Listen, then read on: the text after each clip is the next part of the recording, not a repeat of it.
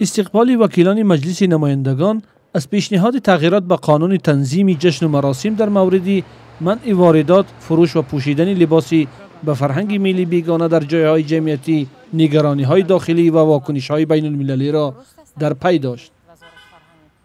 این تغییرات به قانون از سوی پرزیدنت تاجیکستان پس از ملاقاتش با فعالان، نمایندگان جامعه و خادمان دین پیشنهاد شد. بیگانه پرستی در سر و لباس، یعنی پوشیدن لباس بیگانه با نامهای ساخته سطر و حجاب دیگر مسئله مبرم برای جامعه ما میباشد.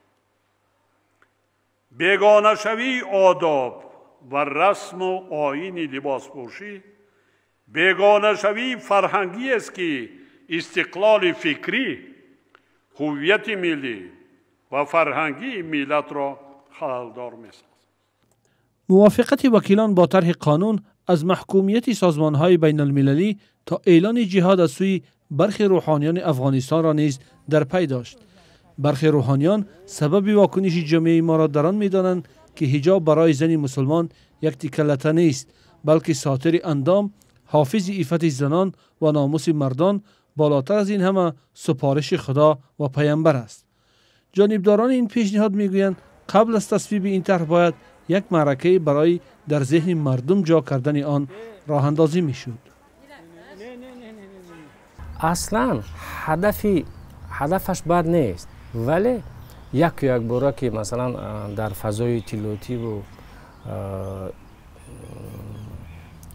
با دخالت البته بعضی بدبین های این کشور، این دولت، حکومت این موضوع گوناگون تلقی شد، به همین خاطر این رد و بدل‌های گرفته ایستاده است. این سخنان ضد و نقیضی که از دو جانب رفته ایستاده است، هم مخالفین و هم حکومت و هم اشخاصی که از کشورهای همسایه هستند، بخصوص افغانستان و یا که مثلا جامعه دینی کشورهای اسلامی. من گمان میکنم که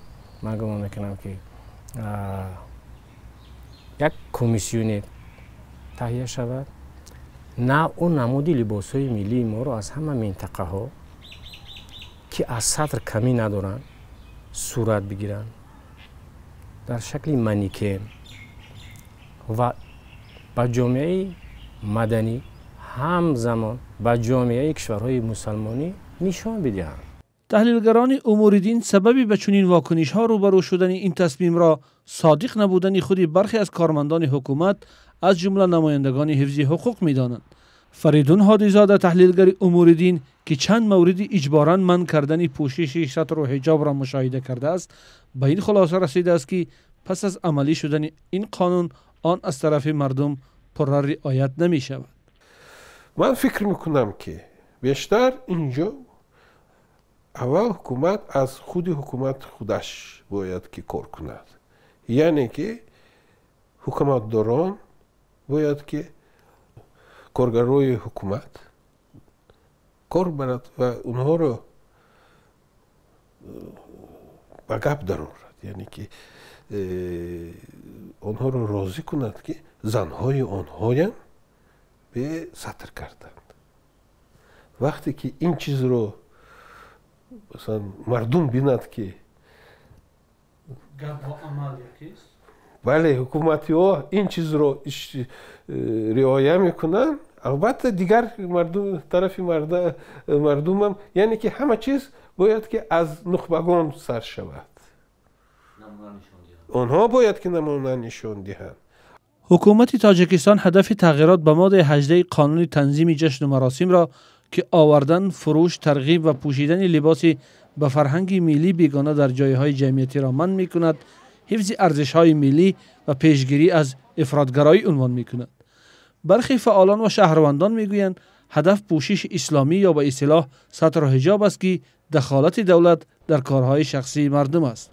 مجلس نمایندگان این طرح را روز 8 می پذیرفت. انتظار می‌رود فردا 19 ایون تغییرات به قانون در مجلس ملی نیز بررسی شود.